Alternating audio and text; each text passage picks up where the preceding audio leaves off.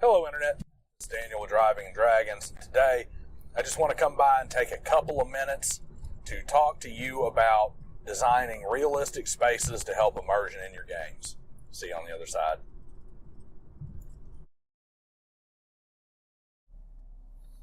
So, immersion in your games through realistic dungeon design. What does this come from? What this comes from is we have for lack of a better expression, a Zelda mentality a lot of times when we design our dungeons and design different aspects of our world. So when I say a Zelda mentality, just the video game mentality of having a very linear design. You go into a palace and you're storming the bad guy's keep, and it's a linear path. This room connects to this room, connects to this room, connects to this room. And it doesn't seem like that big of a deal, but it very much grounds everybody at the table in the fact that you're playing a game. I go here, I go here, I go, oh, there's a secret door that maybe lets me go to, there's a secret door that has a whistle in it that lets me go straight to the final boss instead of having to play through the other seven rooms. This isn't Mario at all. So the problem with that is, and where it kind of breaks the immersion, is that that's not how things are designed in the real world, and we all know it. If you walk into your house does not say, I step into the foyer, which goes into the living room, which goes into the kitchen, which then goes back into the bedrooms, and with very limited exception, that's pretty much my way around. I'm in this section, and this section, and this section. It's more designed to where, like, I can walk into the living room and I can get to the bedrooms, or I can get to the back patio and the deck, and I can get down to the basement, and I can get to the kitchen and all that stuff from here, right? Because it's the central part of your house, and it's supposed to be where you can get to all the different rooms. Well, you should design your dungeons, and you should design your different areas in your game with the same mentality. Think about the floor plan of how a castle should be laid out when you do your Baron's Keep. Think about defensive measures, like how would the hallways be designed for defense, or how would the hallways be designed for living? If you're going to have secret doors and secret passages, do they make sense on a day-to-day or regular basis? Is this an escape hatch? And if so, is it a good escape hatch? Maybe you have a secret passage that goes from like the back of the kitchen pantry to the council chambers, but that's because this is the council's escape hatch. Maybe you can't even get in through the pantry. It's a one-way secret door there, because that would make sense. But you don't just have these random secret passages just so you can have secret passages. Just like you don't have a spiked pit trap in the middle of the hallway leading up to the king's throne, because there's hundreds of people that go in their petitioners and stuff every day. You don't want a spiked pit trap there.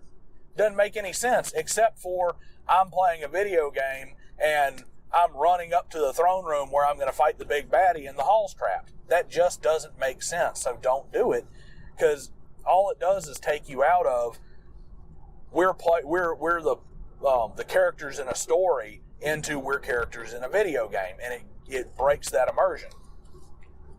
So how do we handle this? What's the advice?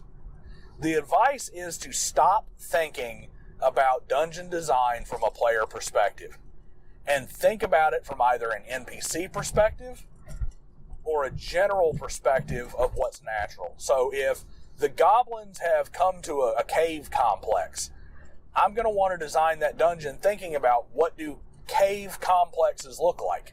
Not what does a goblin stronghold look like, not what does it look like when they want to make their base of operations. What does a cavern complex work at? Heck, there might be some branching passages that they have blocked off crudely.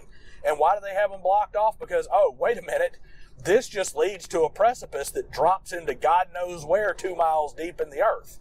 So they've got it blocked off for safety.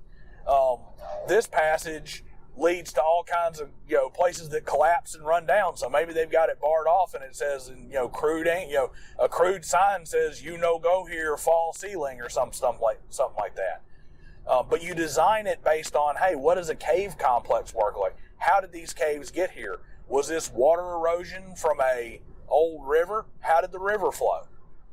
Is this where melt came through from an ice age? How did the ice go in and crack this stone? What did it do? And then populate it with your dungeon. Same thing, if I'm going to design a baron's castle, or if I'm going to design an inn where there's going to be some kind of sneak attack or something in, I'm going to design it to look like an inn, to look like something that is open and accessible and easy to navigate for customers. I'm going to design my keep to be a place where somebody lives, to be where government business takes place. So I'm going to have different floors and stuff that are dedicated to these things, and the access points are going to be slightly different so that you don't accidentally have Councilman Jim walking into the royal bedchamber when he's trying to get to the podium to make his plea before the Duke. So that's all I got to say is, when you're looking at a situation where you've got a dungeon or anything like that in your game, any place where you're going to have activity, think of the setting divorced from your story, build it, and then put your story in it. Design it like a castle designer, not a dungeon designer. Design your caverns of chaos, or whatever you want to call it. Shout out to Professor Dungeon Master there. Design it as caverns, then put goblins, orcs, bugbears, whatever in it. Design your mega corporation tower as an office building, not as some kind of, room filled with chest-high walls that you can duck behind to have a firefight. Don't design it like you're designing Gears of War and Call of Duty Modern Warfare. Design it like you're an office designer and people need to work here every day. So that's my piece of advice. Increase your immersion by just having, for lack of a better word, realistic floor plans. See you guys next time.